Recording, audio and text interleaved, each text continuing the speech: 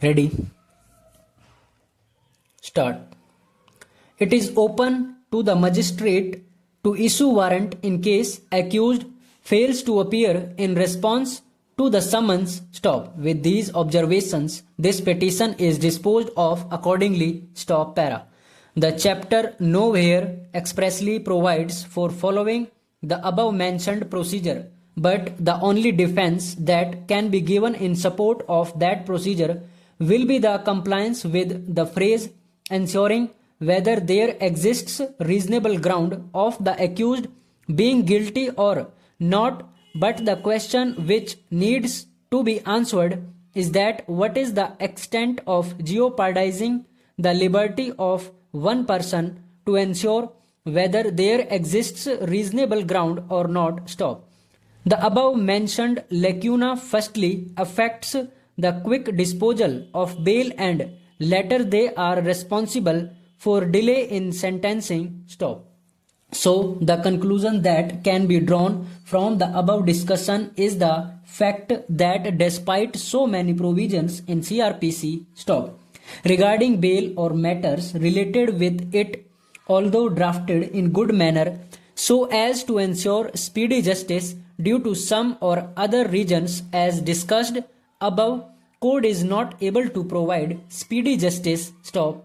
Para. So direction can be given in the form of writ of mandamus to the lower courts to consider bail petitions as fast as possible for them, but the point of caution that is to be noted is the fact that whenever such a direction is issued, then the High Court must take care that the speedily disposal must not cause injustice, because is expected fact that if justice delayed is justice denied, then justice hurried is justice buried. Stop. From the impugned order, we find that learned single judge has observed that after 24th April 2002, the case was adjourned to 26th July 2002, where the appellant himself was present. Stop. On that date, it was not protested by the appellant that the documents and plaint had not been supplied. Stop.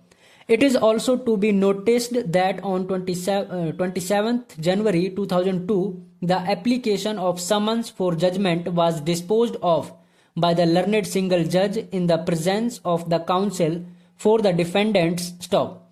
At that stage also, the plea that the documents and copy of the plaint were not supplied was not raised before the court. Stop. Para. To our mind, the main purpose of the appellant is to delay the proceedings. Stop. To check such delaying tendencies, the CPC was amended. Stop. Considering all the facts and circumstances of the case, this court does not consider it a fit case for interference in the impugned order. Stop. The appeal is therefore dismissed. Stop. Trial court record be sent back. Stop. Para. The additional rent controller thus rightly concluded that the petitioner cannot now be permitted to rake up this stale issue. Stop. Learned senior counsel for the petitioner also raised the issue of the sale of a portion of the property of Shiv Kumar, which was for family necessity. Stop. Para.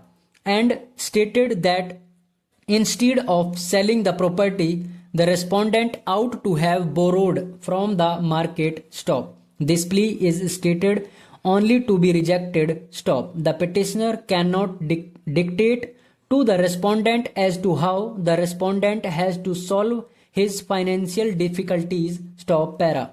The petitioner raised the issue of a larger accommodation available to the respondent, since it was stated that walls had been removed to make a large size room instead of smaller room. Stop. In my considered view, this kind of plea only goes to show that the same is frivolous attempt on the part of the petitioner to somehow deny the accommodation to the respondent landlord. Stop.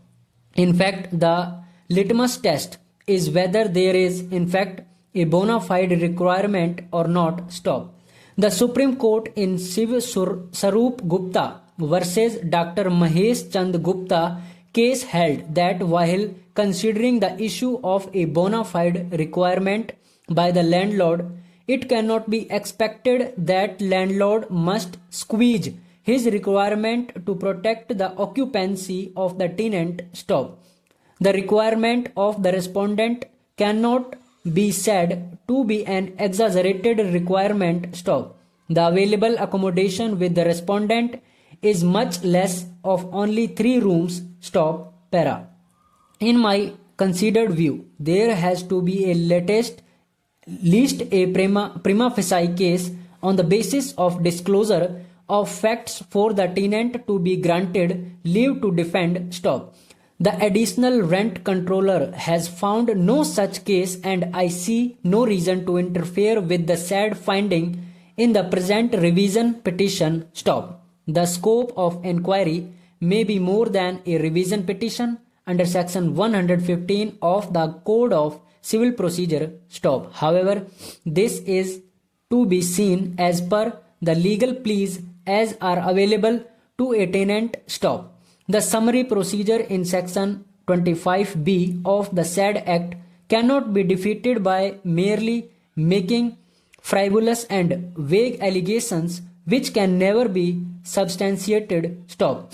It is the stage before trial, but there has to be some plausibility to the defense which could give rise to a conclusion that these are such facts as would require trial and, if proved during the course of trial, would disentitle the landlord of an order of eviction. Stop. Applying the said parameters, the case of the petitioner cannot succeed. Stop. The petition is accordingly disposed of. Stop. Para. On the other hand, if the defendant has no defense or a sham or illusory defense, the defendant is not entitled to leave to defend. Stop. In the case of International Computers Consultants versus Home Computers Services Limited, a division bench took the view that one, triable issues are raised with bona fide and firm defense. Stop.